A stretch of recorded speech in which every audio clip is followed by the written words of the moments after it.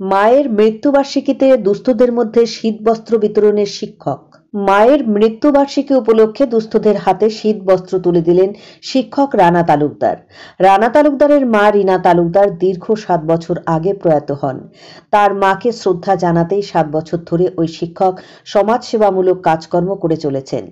এদিন রানাবাবু মধুপুর এলাকায় পৌঁছে সমাজের পিছিয়ে পড়া এবং বিশেষ চাহিদা সম্পন্ন মানুষদের হাতে শীতবস্ত্র তুলে দেন। অনুষ্ঠানটি হয় মধুপুর নবজীবন কালচারাল অ্যাসোসিয়েশনের ক্লাবের সামনে। 50 জন মানুষের হাতে তিনি শীতের কম্বল তুলে দিয়েছেন। এদিনের এই কর্মসূচিতে রানা তালুকদারের সঙ্গে স্বেচ্ছাসেবী সংগঠনের সদস্যরা সহযোগিতার হাত বাড়িয়ে দিয়েছেন।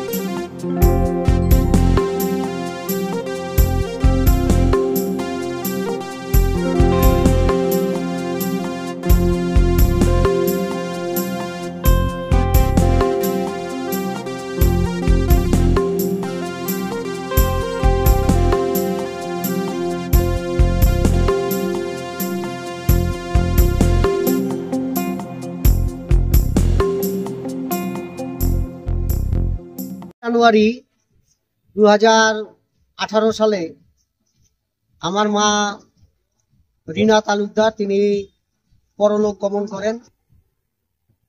তারপর থেকে প্রত্যেক বছরই আমি সাধারণ মানুষদের জন্য কিছু করবার চেষ্টা করি।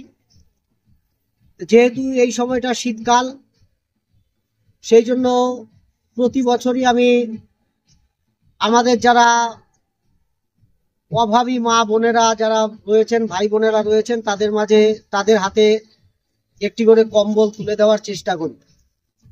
আর 25শে সেপ্টেম্বর আমার বাবার মৃত্যুবার্ষিকী, সেটা পুজোর আগে আগে হয়, সেই সময় আমি বস্ত্র বিতরণ করে থাকি। এবারও 23শে জানুয়ারি আমার মায়ের মৃত্যুবার্ষিকী, সেই দিনটাতে আমি একটু বাইরে থাকবো অন্য একটা বিশেষ প্রয়োজনে, যার জন্য আজকে এই অনুষ্ঠানটা আমি করলাম। এই অনুষ্ঠানটা করার ক্ষেত্রে আমাকে সব রকম ভাবে সহযোগিতা করেছে আমি যে সংগঠনের সঙ্গে যুক্ত, চেতনা স্বেচ্ছাসেবী সংগঠন, এবং তার সাথে আরেকজনের নাম না বললেই নয়, যে আস্থা ফাউন্ডেশন কোচবিহারে, তার কর্ণধার মাননীয় শ্রী শঙ্কর রায়, তিনি আমাকে এই প্রোগ্রামটা করতে যথেষ্ট সহযোগিতার হাত বাড়িয়ে দিয়েছেন। আজকে যারা আপনারা এখানে উপস্থিত রয়েছেন, আপনারা প্রত্যেকে আমার দেওয়া এই যে সামান্য উপহার, এই উপহারটা গ্রহণ করবেন।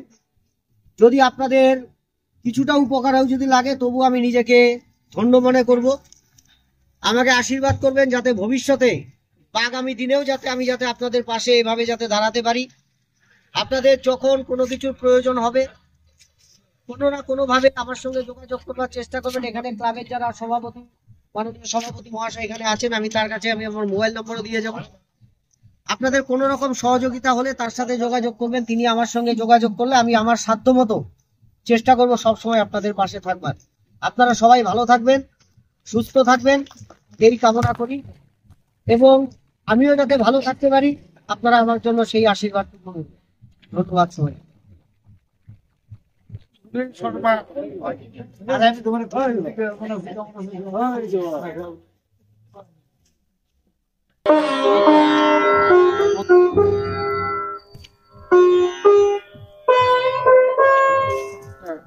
বলিস